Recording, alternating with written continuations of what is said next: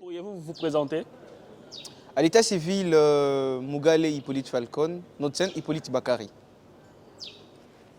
Monsieur Hippolyte, qu'est-ce qui vous a motivé de devenir humoriste et comment votre carrière a débuté? Qu'est-ce qui m'a motivé? Je ne sais pas ce qui m'a vraiment... C'est les blagues, l'effet de faire des blagues. Ma carrière a débuté de mon enfance, je crois. Ça a toujours été là, l'humour dans ma vie, faire des blagues au milieu des gens. Et un jour, je suis monté sur scène parce que j'avais vu quelqu'un faire du stand-up. C'était Joyeux, Bin Kabodjo de la RDC, et qui était venu dans ma ville à l'époque quand j'étais encore en République démocratique du Congo. Et les gars arrivent et je les vois sur scène, je me dis mais waouh, c'est raconter des blagues comme ça que j'aimerais bien faire dans ma vie. Et par là, c'était en 2016 et en 2017, je commençais à m'amuser à écrire des blagues et à faire des blagues sur scène. Et aujourd'hui, je suis là. Je fais des blagues et je ne vis que de blagues. Dans votre ville, c'est où? Ouvira, Ouvira. RDC. Comment est-ce que votre ville d'origine, Ouvira, a-t-elle influencé votre style d'humour et vos thématiques? Ah, Ouvira, c'est une ville très drôle, si je peux le dire, et ça influence beaucoup. Déjà, moi je dis, il y a tout ce que tu trouves dans toutes les villes du monde se trouve à Ouvira. Des gens très calmes, des gens un peu turbulents, des endroits très propres, des endroits extrêmement sales. Donc cette ville, elle regorge tout ce que tu peux trouver ailleurs. Et ça m'inspire du jour au jour. Que ce soit l'état de la route, que ce soit la manière de gens, et elle est juste magnifique la ville. Pourquoi avez-vous choisi de vous installer à Bujumbura pour développer votre carrière artistique? Yes, très belle question, je m'y attendais d'ailleurs. Alors cette question me la pose toujours, et je vais y répondre cette fois-ci encore. C'est que pourquoi le choix de Bujumbura ou du Burundi? Déjà, il faut savoir que je viens d'Ouvira et moi, en 2017, 18, jusqu'en 2019, 20 aussi, il n'y avait pas de centre culturel. Ok. Et chaque artiste se voit et veut d'évoluer sur Terre. Et cela, je me suis dit, bon, je vais aller à Bujumbura parce qu'il y a quand même des centres culturels là-bas. Et c'est comme ça que je suis venu ici, afin d'évoluer. Quels défis avez-vous rencontrés, vous, en tant que humoriste congolais au Burundi? Défis rencontrés. Est-ce qu'il y a même des défis que j'ai rencontrés en tant qu'humoriste congolais au Burundi? Je ne pense pas. Non, le Burundi, c'est un pays magnifique, c'est un pays très accueillant. Et les Burundais, c'est un peuple extraordinaire, juste. Moi, ils m'ont très bien accueilli. Je n'ai pas eu des difficultés, mais peut-être un défi, c'était par rapport à la langue, juste. Parce que je me rappelle, il y a des gens qui m'invitaient dans des activités, ils me disaient, ah, ici, je dois jouer en Kirundi. J'ai dit, non, je ne parle pas Kirundi. Ils disent, ah ouais, donc tu es Congolais. J'ai dit, oui. J'ai dit, ok, ça va, tu peux jouer en français. Mais à part ça, il n'y a pas d'autres défis que j'ai pu trouver ici. Y a-t-il des différences culturelles ou sociétales qui inspirent vos sketchs en tant qu'humoriste migrant? Mais bien sûr. Pour ceux qui suivent bien mes sketchs, ils vont trouver toujours deux fois qu'il y a, il y a ces mariages entre la culture congolaise et la culture burundaise que je mets toujours ensemble, que je mixe. À chaque fois que je parle, je joue dans mes sketchs, je parle de quartiers burundais, je compare avec les quartiers congolais. Ça fait toujours quelque chose de bien. C'est un bon mélange homogène, quoi. Parlant de la mobilité et de l'intégration régionale, comment décrivez-vous votre expérience en tant qu'artiste mobile entre la RDC, le Burundi, le Rwanda et d'autres pays de la région? Comment j'ai décrit mon expérience? Oui, en tant qu'artiste mobile entre la RDC, le Burundi et le Rwanda. Avec d'autres artistes, c'est ça. Comment je décris mon expérience avec d'autres artistes? Oui, en tant Alors, qu'artiste mobile. ouais, c'est ça, parce que je bouge trop aussi, c'est ça, il faut pas se mentir. Parce que Ouais. je suis ici en tant que directeur artistique de Boudia Comedy Club. Je suis encore en RDC, à Ouvira exactement, comme directeur artistique aussi de Bavi Comedy Club. Mais je ne saurais pas décrire cette expérience parce que c'est une expérience faramineuse, une expérience magnifique qu'il faut forcément vivre et juste pas se faire raconter, si je peux le dire. Quel obstacle avez-vous déjà rencontré dans vos déplacements transfrontaliers pour vos activités artistiques? Par exemple, le visa, logistique. Moi, j'ai la chance, hein. Je ne sais pas comment t'expliquer, mais jusqu'ici, toute ma vie, je crois, j'ai toujours eu cette chance de ne pas avoir beaucoup d'obstacles dans ma vie. Je n'ai pas vraiment beaucoup d'obstacles, surtout au niveau de la frontière, tout ça, ici et là. Par contre, j'ai toujours eu cette chance. À chaque fois que je traverse au niveau des frontières, je croise surtout au niveau de la RDC du Burundi, je croise toujours des gens qui me connaissent. Par exemple, quand je pars à Ouvira, des fois tu arrives au niveau de la frontière, tu as les mecs de la DGM qui te connaissent et qui disent, ah Hippolyte Bakary, tu es ici, j'aime bien ce que tu fais, tu me fais rire, tout ça. Et tu passes bien en fait. Je n'ai pas vraiment de problème au niveau de frontières que ce soit burundais ou au niveau de frontières congolais ou tout ce qui va avec. L'Union africaine en 2021 a promulgué ce qu'on appelle la zone libre-échange continentale africaine. Ça promet la liberté de circulation de personnes et de leurs biens. Comment une Afrique sans frontières, comme promis par la ZELCAF, pourrait-elle faciliter votre travail d'artiste? Oh, mais ça, c'est un rêve de tout le monde, pas que moi en tant qu'artiste. Mais tous les Africains aimeraient ça. Bro, tu imagines, j'ai envie d'aller, par exemple, en Afrique du Sud maintenant. Je ne prends que l'avion, je pars en Afrique du Sud, je fais ce que j'ai à faire. Parce que tu sais, il y a des trucs qui nous freinent la majorité des fois, c'est t'as pas de visa, t'as pas tel document. Par exemple, en Afrique de l'Ouest, ce qui est bien, avec leur carte là qu'ils ont, ils n'ont pas besoin, pour quitter le Burkina, aller en Côte d'Ivoire, tu n'as pas besoin d'utiliser un passeport en fait. Si seulement en Afrique, on pouvait avoir ça tout le pays, c'est-à-dire que je peux aller en Afrique du Sud, si quelqu'un m'appelle, je n'ai pas besoin en fait d'un passeport. Et ça avantagerait beaucoup d'artistes. Beaucoup d'artistes aimeraient bien voyager et beaucoup d'artistes aiment voyager. J'invite un artiste ici au Burundi, j'invite un artiste au Congo, moi que je sois invité partout ailleurs, ça serait beaucoup plus facile et ça va faire à ce que l'art puisse avancer. Avez-vous eu des collaborations avec d'autres artistes de la région des Grands Lacs, le Burundi, le Rwanda? Et si oui, comment ces expériences ont-elles enrichi votre art? Mais un homme très sage a dit un jour que chaque être humain que tu rencontres est ton maître.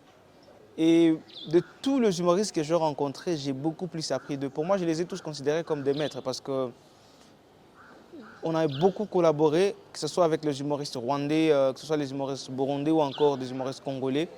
C'est deux gens pour qui j'ai énormément d'estime parce que eux tous, j'ai le jeu croisé. Et j'ai compris une chose, qu'est l'art uni. Là où, quand il y a beaucoup d'artistes comme ça, tu comprends une chose que là où peut-être la politique a échoué, l'art peut réussir. Et parlons du rôle de l'humour dans le changement de narratif. Selon vous, quel rôle l'humour peut-il jouer pour rapprocher le peuple et déconstruire les stéréotypes sur la migration et la mobilité en Afrique? Je disais tout à l'heure que là où la politique a échoué, l'art peut réussir. Et beaucoup plus d'ailleurs l'humour. Parce qu'on dit toujours que la vérité c'est dit en blaguant. Et c'est mieux quand tu racontes une bonne blague et qu'après les gens se retrouvent dedans. Et je pense que l'humour a un grand rôle à jouer dans la démystification, la manière de démystifier tout ce qui se passe actuellement dans notre Afrique actuelle. Je pense que c'est le rôle de l'humour et de tous les humoristes aussi, de temps en temps, de toujours rappeler aux gens que nous sommes les mêmes. Et l'Afrique restera une et indivisible. Avez-vous des sketchs ou des performances qui mettent en avant des thématiques comme la libre circulation et l'intégration régionale? Mais si, j'ai un sketch déjà qui est sur Fuel That Nobola, je crois que c'est un projet comme ça sur lequel je vais travailler, où je parlais de la libre circulation, surtout dans la sous-région des Grands Lacs, où j'avais caricaturé tout ce qui se passe au niveau de la frontière du Burundi et de la RDC, au niveau de Gatumba. C'est un sketch magnifique, allez le voir, il est sur YouTube. Et voilà, c'est tout ce qui nourrit aussi mon travail. Quel retour recevez-vous de votre public concernant vos messages humoristiques sur l'unité africaine? Alors, les retours sont très nombreux et ça dépend de qui reçoit le message, tu vois. Il y a des fois tu joues, mais comme tu t'attaques un peu à la politique, surtout je parle de mon expérience en RDC, il y a des gens qui te disent « Ah ouais, tu vas te faire arrêter, c'est pas bien, tout ça ». Mais moi, il y a d'autres qui disent « Ah ouais, on aime des humoristes comme toi qui essaient un peu de parler ». Alors je ne suis pas là pour dire « Je suis les défenseurs du peuple ». Moi, je parle quand je dis que là, c'est pas bien. J'aimerais que l'on vive dans une Afrique unie. Et il y a des gens qui sont d'accord avec moi et d'autres qui ne sont pas du tout d'accord, qui ont peur en fait. Parlons du libre-échange et des opportunités économiques pour les artistes. Pensez-vous que la zone libre-échange continentale africaine offre de nouvelles opportunités pour les artistes humoristes en Afrique? Si oui, lesquelles? Le réseautage, je peux dire ça. Ça offre plus les réseautages entre artistes. C'est une des plus grandes choses qu'elle offre. Alors, quels sont les défis actuels pour les artistes indépendants en termes de production et de distribution des contenus à travers les frontières, selon vous? Le plus grand défi, ça a toujours été d'exporter son travail. Mais cela revient toujours à la question, on disait, si on devrait circuler librement en Afrique. Ça, c'est le plus grand défi aussi. Tu peux ne pas avoir les documents, mais tu n'as que l'argent des transports. Comment tu fais? Il faut chercher le passeport, tout ça. Ça bouffe encore tout ton argent. Mais si, par exemple, on avait toujours cette manière libre de circuler partout où on veut, mais tu as de l'argent de transport, tu pars en Afrique du Sud, tu as de l'argent de transport, tu pars au Nigeria, tu as de l'argent de transport, tu pars au Rwanda, tu pars en Tanzanie. Ça pourrait être beaucoup plus facile pour tout le monde. Et ça, c'est le plus grand défi d'ailleurs. Quels bénéfices attendez-vous du développement des infrastructures pour promouvoir les spectacles transfrontaliers?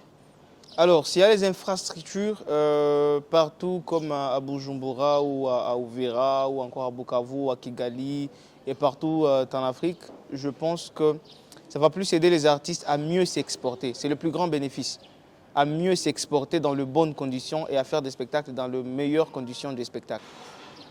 Alors, on parle de la vision pour une Afrique sans frontières. Comment votre travail d'humoriste reflète-t-il votre vision d'une Afrique sans frontières? Comment mon travail d'humoriste reflète la vision d'une Afrique sans frontières? Oui. C'est exactement ce que je disais tout à l'heure, c'est en faisant des textes qui parlent à tout le monde. Qui parlent à tout le monde. On vit presque les mêmes réalités partout, bien qu'il y ait bon, comment dire, seulement qu'il y a quelque chose qui peut se passer ici, mais pas là-bas, c'est que de petites choses. Mais on vit presque la même chose. Et dans mon travail d'humoriste, c'est ce que je fais. J'écris, je relate la vérité de Bujumbura, la vérité d'Uvira, la vérité de la RDC, mais en l'exportant au niveau international et rendre des textes beaucoup plus bancables pour que tout le monde s'y retrouve. Quel changement espérez-vous voir pour faciliter la mobilité et la collaboration des artistes africains? Faciliter la mobilité et la collaboration des artistes africains. Est-ce que par mobilité, vous essayez de dire, comment t'expliquer ça? Comment les artistes se déplacent oui. Exactement. Oui. Quel changement j'aimerais voir pour souhaiter cette mobilité? Faciliter la mobilité. Faciliter, voilà, exactement. Alors, d'abord, je l'ai dit, si c'est au niveau de la politique toujours culturelle, tout ça, c'est d'abord que les gens qui sont à la tête, les gens de ministère et tout ça, qu'ils s'intéressent plus à l'art, qu'ils s'y intéressent beaucoup plus. Parce que si on ne s'y intéresse pas, on ne peut rien faire pour les artistes. Et quel rôle les humoristes peuvent-ils jouer dans la promotion de l'unité africaine et de l'intégration régionale? Quel rôle? Mais bien sûr, le même que j'ai déjà dit, je l'ai redit encore, c'est en sensibilisant le peuple, en parlant avec la population à travers des blagues. Comment souhaitez-vous contribuer au développement culturel de la sous-région des Grands Lacs? Moi, ce que je compte faire, et c'est ce que je fais déjà, j'aide déjà pas mal d'artistes en tout ce qui est texte, tout ce qui est performance, tout ça, grâce au Comedy Club où je suis directeur artistique. J'ai eu cette chance d'être directeur artistique dans le Budia Comedy Club. Aujourd'hui, grâce au Budia Comedy Club, on est quand même bien, on a pas mal, on a 16 humoristes, on a une soirée le mois.